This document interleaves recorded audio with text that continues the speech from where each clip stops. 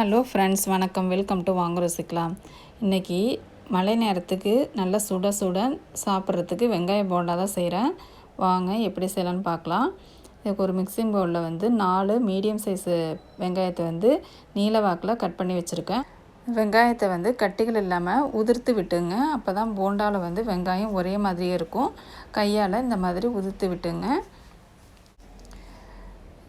இப்போ நல்லா கையால் ஒத்த மாதிரி உதிர்த்து விட்டு வச்சுருக்கேன். இப்போ இது கூடவே ஒரு கொத்து கருவேப்பிலை பொடியாக கட் பண்ணி போட்டிருக்கேன். அதோட காரத்துக்கு ஒரு பச்சை மிளகா சேர்த்துருக்கேன். அதையும் பொடியாக கட் பண்ணி சேர்த்துங்க.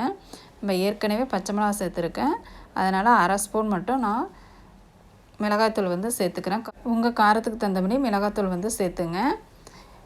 இதோட ஒரு ஸ்பூன் உப்பு சேர்த்துக்கிறேன். உப்பு சேர்த்த பிறகு வெங்காயத்தை நம்ம கிளறி விடலாம். மிளகாத்தூள் பச்சை மிளகாவோட ஒன்று சேர்கிற மாதிரி கிளறி விடணும். இப்போ ஒன்று சேர்கிற மாதிரி கிளறியாச்சு.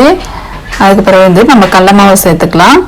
கடலை மாவு நான் ஒரு 75 கிராம் சேர்த்துக்கிறேன். ஃபஸ்ட்டு கொஞ்சம் சேர்த்து பார்த்துட்டு பிறகு வேணும்னா சேர்த்துக்கலாம்.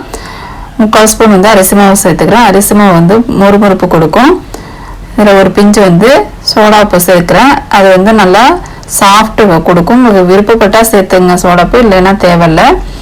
இப்போ எல்லாத்தையும் மாவும் வெங்காயத்தோடு நல்லா ஒன்று சேர்கிற மாதிரி கிளறி விடுறேன். ஏற்கனவே உப்பு சேர்த்துருக்கோம்.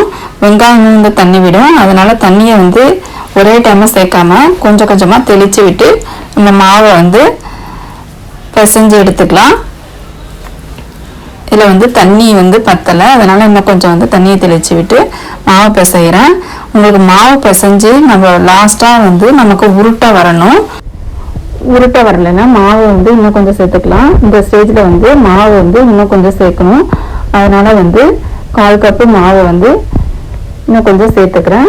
ஏற்கனவே 3/4 கப்பு சேர்த்துருக்கேன். இப்போ மாவு கரெக்டான பக்குவத்துக்கு வந்துடும். நான் மாவு கையாலே உருட்டுறதுனால அது தெரியாது. இதுவே என்ன பண்ணணும்னா கையை தண்ணியில் நினச்சிட்டு நம்ம உருட்டி பார்த்தோம்னா நல்லாவே உருட்டை வரும். அடுப்பில் கடாய் வச்சுருக்கேன். அந்த கடாயில் எண்ணெய் நல்லா ஹீட் ஆகிடுச்சு. இப்போ ஒன்று ஒன்றா நம்ம போட்டு எடுக்கலாம். ஒன்று ஒன்றா போடும்போது கையை தண்ணியில் நினச்சிட்டு போடுங்க. அப்போ கரெக்டாக நமக்கு உருட்டை வரும். ஒவ்வொரு போண்டாவும் உருட்டி போட வேண்டியதுதான். நான் கொஞ்சம் பெரிய சைஸாகவே போடுறேன். அடுப்பை மீடியம் ஃப்ளேமில் வச்சுக்கணும். அப்போ தான் நமக்கு உள்ளாரையும் வெந்து வரும். இல்லைன்னா மேலே கருகிட்டு உள்ளார வெந்து வராது. நம்ம டீ போடுற டயத்துலேயே இந்த போண்டாவை ஈஸியாக செஞ்சிடலாம். நீங்களும் கண்டிப்பாக செஞ்சு பாருங்கள். இப்போ எல்லா போண்டாவும் நான் போட்டுட்டேன். இப்போ அடுப்பு மீடியம் ஃப்ளேம்லேயே இருக்கட்டும். வெந்த பிறகு நம்ம திருப்பி விடலாம். ஒரு சைடு வெந்துருச்சு. இப்போ ஒன்று ஒன்றா நான் திருப்பி போடுறேன். அவ்வளவுதான். இன்னொரு சைடும் வேக வச்சு நம்ம எடுத்துடலாம். பாருங்கள், நல்லா ப்ரௌன் கலரில் நமக்கு போண்டா வெந்து வந்திருக்குது. உங்களுக்கு விருப்பப்படுற சைஸில் சின்னதாக பெருசாக போட்டுக்கலாம். நீங்களும் கண்டிப்பாக இந்த போண்டா ரெசிபி ட்ரை பண்ணி பாருங்கள்.